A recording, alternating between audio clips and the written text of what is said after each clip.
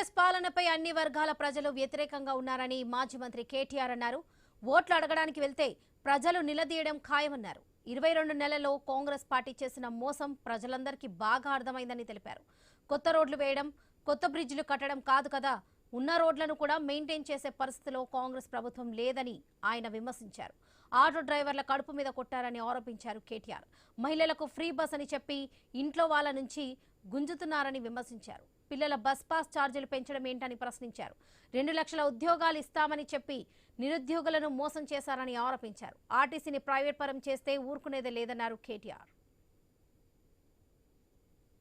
Free bus అన్నారు, చూస్తే మరి భర్తకు డబుల్ రేటు, అట్లాగే పిల్లల బస్ పాస్ ఛార్జీలు కూడా పెంచి ఇవాళ మొత్తంగా చూసినట్టయితే మరి 10 రూపాయలు లాభం చేసినట్టే చేసి 20 రూపాయలు నష్టం చేస్తున్నది ఒక్కో కుటుంబానికి కాంగ్రెస్ ప్రభుత్వం. ఈ విషయం ఇవాళ తెలంగాణలోని ప్రతి ఇంటికి ప్రతి కుటుంబానికి కూడా అర్థమైంది కాబట్టి మహిళలు కూడా కోపంగా ఉన్నారు. వాళ్ళు కూడా అంటున్నారు, ఎవరు అడిగారు మిమ్మల్ని పెట్టమని, పెట్టి మమ్మల్ని ఎందుకు ఇబ్బంది పెడుతున్నారు, మా కుటుంబాలను ఎందుకు మళ్ళీ ఎక్కువ డబ్బులు లాస్ అయ్యేటట్టు చేస్తున్నారు, బస్సు ఛార్జీలు ఎందుకు పెంచుతున్నారు, ఎందుకు ఆగమాగం చేస్తున్నారు. దీని వెనకాల కుట్ర కూడా ఉన్నట్టుగా కనబడతా ఉన్నది. నిన్నగాక మొన్న ఆర్టీసీ కార్గో వ్యవస్థను మొత్తం ప్రైవేట్ పరం చేసినారు. మరి రానున్న రోజుల్లో ఆర్టీసీని కూడా ప్రైవేట్ పరం చేయడానికి ప్రభుత్వం ఏమన్నా ప్రయత్నం చేస్తున్నదా? ఇట్లాగే ప్రైవేట్ కంపెనీలను ఈవీ బస్సులని ప్రోత్సహించి వాళ్ళ చేతుల్లోనే మొత్తం పెట్టి ఆర్టీసీని ప్రైవేటీకరించే కుట్ర కూడా చేస్తున్నట్టుగా మాకు అనుమానం ఉన్నది. ఆర్టీసీ సంఘాల వాళ్ళు కూడా వచ్చి కలుస్తామా అని చెప్పి వాడు కూడా పంపుతా ఉన్నారు. అన్నీ ఆలోచించి మా పార్టీలో కూడా కూర్చొని చర్చించి దీని మీద ఆర్టీసీ బస్సు ఛార్జీల పెంపును వ్యతిరేకిస్తూ ఇవాళ మా 3 శాసనసభ్యులు కూడా బస్సులో ప్రయాణం చేసి మరీ వారు కూడా నిరసన చెప్పారు. అట్లాగే మా పార్టీ దీని నిరసన కార్యక్రమాలను కూడా ఇంకా ముందుకు తీసుకొని పోతుంది.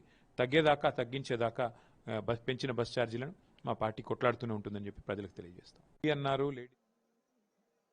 జూబ్లీహిల్స్ ఉప ఎన్నికల్లో ప్రజలే కాంగ్రెస్ పార్టీకి తగిన బుద్ధి చెప్తారని మాజీ మంత్రి కేటీఆర్ అన్నారు. కాంగ్రెస్ చేసే అన్ని ప్రయత్నాలు విఫలమవుతాయని, మళ్లీ తిరిగి బీఆర్ఎస్ అభ్యర్థి గెలుస్తారని ధీమా వ్యక్తం చేశారు.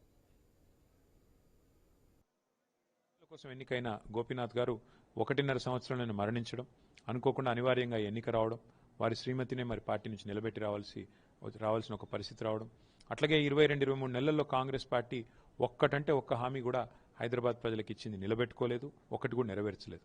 అది మైనారిటీలకు కావచ్చు, మెజారిటీకి కావచ్చు, మహిళలకు కావచ్చు, ఎవరికేని కావచ్చు, ఒక హామీ కూడా నిలబెట్టుకోలేదు, ఒక కొత్త ప్రాజెక్ట్ స్టార్ట్ చేయలేదు. కాబట్టి ఇన్ని కారణాల దృష్ట్యా తప్పకుండా మాకైతే విశ్వాసం ఉంది.